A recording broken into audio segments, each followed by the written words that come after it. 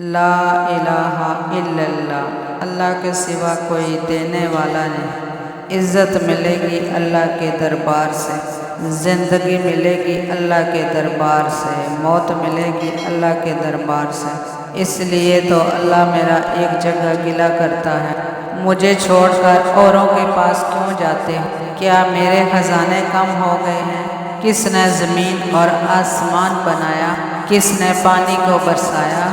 کون پھل پھول باغات اگلے لایا؟ تم ایک درخت پیدا کر کے دکھا دو، ایک پتا پیدا کر کے دکھا دو، ایک تنکا بنا کر دکھا دو، ایک دانہ بنا کر دکھا دو۔ ہے کوئی اللہ کے سوا کچھ بنانے والا؟ کوئی نہیں۔ میرے اللہ کو دینے کی کسی سہارے کی اور آسرے کی ضرورت نہیں۔ گلاس کو بوتل کی ضرورت ہے اور بوتل کو گلاس کی، پھر ہمارے منہ میں پانی جاتا ہے، لیکن اللہ تعالیٰ کو کسی سہارے کی ضرورت نہیں ہے۔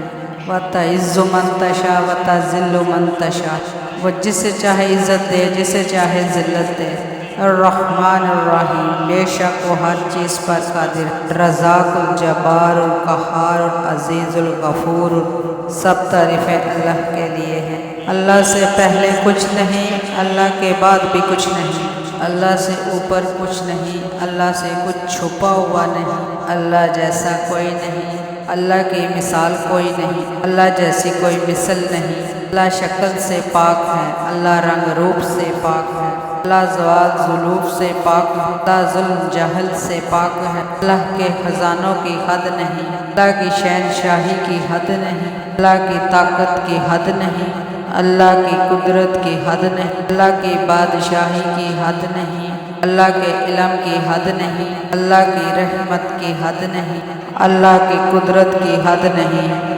اللہ کی شان بیان کرتے کرتے سمندر سارے خشک بھی ہو جائیں تو اس کی شان ختم نہیں ہوتی۔